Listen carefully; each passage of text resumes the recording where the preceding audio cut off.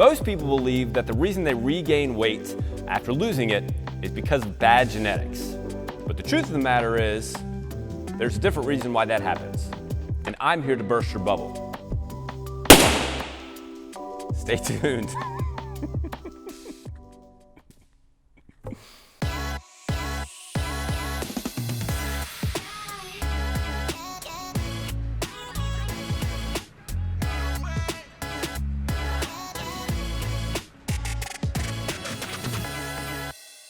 What's up everybody, Jerry here with another episode of 5 Minute Fitness Friday.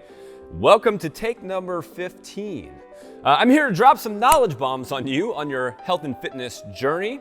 As I get started, I will let you know, I've messed this intro up, or the camera has stopped, or something has happened a couple of times before we got to this point. So a couple of those were my fault, and I have increased my kettlebell swings, which that's what I'm gonna do. If I don't get it in 5 minutes, I'm gonna do 50 kettlebell swings. It started with 30, and then it moved to 40, and now it's at 50, and then the camera stopped. So hopefully, we're gonna keep pushing through, and we're gonna get this thing done, even if it takes 3 hours. I think we're at hour number 2 now. But nonetheless, we're gonna get this thing done for you because this is a super, super important topic. That I want you guys to really understand. So 50 kettlebell swings if I don't get this in 5 minutes. And we're gonna get going in 3, 2, 1, and launch time. Like I said in the intro, this balloon's gonna help you understand why you regain weight after you've lost weight, especially if you lose it fast. Now this doesn't happen to everybody. Of course, there are plenty of people who lose weight and keep weight off. But I would say that more often than not, if someone loses weight, especially if they lose it quickly, they tend to put the weight back on and then some. And it's not because of what most people think. Most people believe that they have bad genetics and they can't lose weight because their genetics just don't allow them. Or most people believe that they just have bad willpower. Once they've lost weight, they just can't stay on the diet, so there's no reason in trying. And while those things definitely play a role, it is not the main culprit. It's not the main reason why that's happening. As a matter of fact, it's a pretty small reason. Yes, you need to make sure that you continue to eat well. Yes, genetics play a part in it, but there's an actual process in your body that is wanting you almost to regain weight. And to help you understand that, we're gonna use this balloon that is going to be your fat cell. So the balloon is your fat cell, and then we're gonna use this jar. In this jar is the casing that goes around each fat cell that's called the extracellular matrix. Let me try that again. Extracellular matrix, or ECM. So each fat cell has an ECM around it to, we'll just say, hold it in place. And whenever your fat cell, whenever you put on weight, the fat cell gets bigger, and the casing around it, the ECM around it, gets bigger as well. So the fat cell expands over time. Over years and years, you put on, say, 50 pounds, and the casing expands as well. The casing is not as pliable as the fat cell. So when you lose weight and it comes out, the casing doesn't come with it. The ECM doesn't come with it the way that the fat cell comes down. So if you lose 50 pounds, that ECM stays the same over time. It can eventually come back down to that size, but the body's fighting you. The body wants you to fill it back up.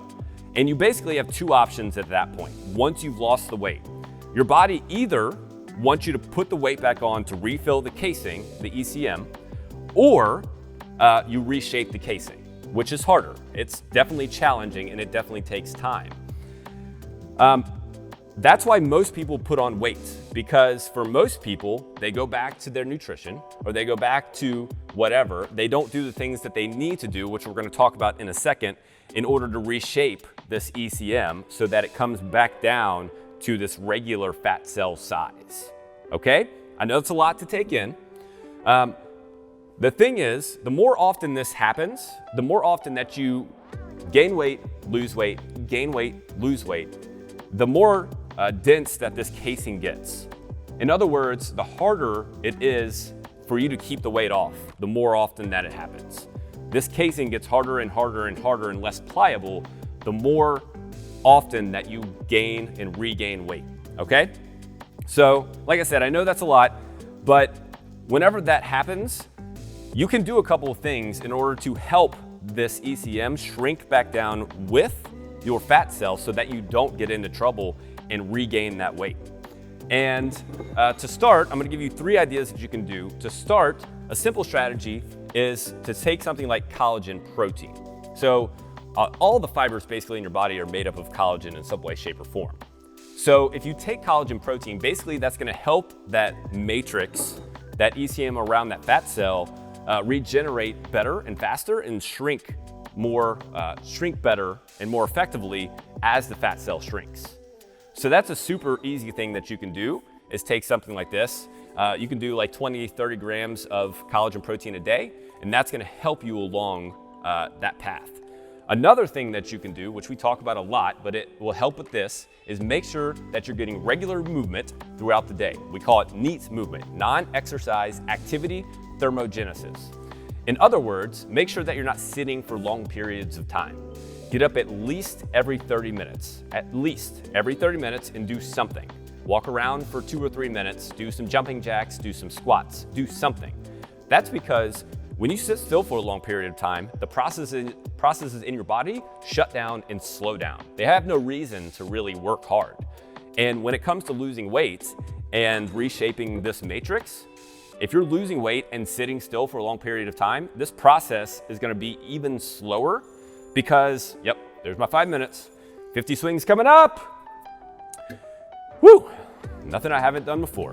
At any rate, this matrix has a harder time reshaping because you're just sitting still. You're not giving it movement and you're not forcing it to want to reshape. Okay, so make sure that you're getting that regular movement and getting up and moving throughout the day, at least every 30 minutes, getting up and moving to help reshape that matrix. Okay, so that's number 1, collagen protein. Number 2, get up and move every 30 minutes. And then number 3 is shoot to lose 4 to 6 pounds every month. 4 to 6 pounds every month. Yes, I know a lot of your jaws just drop to the floor because a lot of you shoot to lose 4 to 6 pounds every week. And if you don't, you are upset and you beat yourself up, and it's just not a good week if you don't lose 4 to 6 pounds. But the truth of the matter is, a lot of this happens, a lot of regaining of weight happens because we lose weight too fast. And that matrix around your fat cell doesn't come down at the rate at which that fat cell does. So the easiest thing for your body is to fill it back up. However, if you shoot for that 4 to 6 pounds a month, your body will, over time, it'll be a lot easier for that matrix, for that casing to shrink down with your fat cell. Okay, 4 to 6 pounds a month or 1 to 2 pounds a week is what you want to shoot for. Remember, as always, this is a journey. We want to shoot to get 1% better every single day. 1% better every day. If you keep that instant gratification in mind, it's going to be much harder and you will get back into this vicious cycle and you'll just make it harder on yourself to keep that weight off. So I strongly encourage you to change your mindset, shift that mindset from weekly weight loss to monthly weight loss and shooting for that 4 to 6 pound weight loss range so that you can make it sustainable and lasting in the long run. Okay? So like I said, I went over my 5 minutes. Just to quickly review, 3 things that you can do to help that matrix around the fat cell shrink with the fat cell. Number 1, collagen protein, 20 to 30 grams a day as you're losing weight. Number 2, making sure to get up every 30 minutes to keep your body moving and give your body a reason to shrink back down. And number 3 is shooting for 4 to 6 pounds of weight loss per month and not 4 to 6 pounds of weight loss per week over time. And that's what's gonna allow you to make that sustainable, okay? So think about that the next time you decide to go on your fat loss journey. Check out more of our health and fitness videos on YouTube, Facebook, and Instagram. Be sure to like, follow, or subscribe so you never miss out on our new content posted daily that contains life-changing strategies.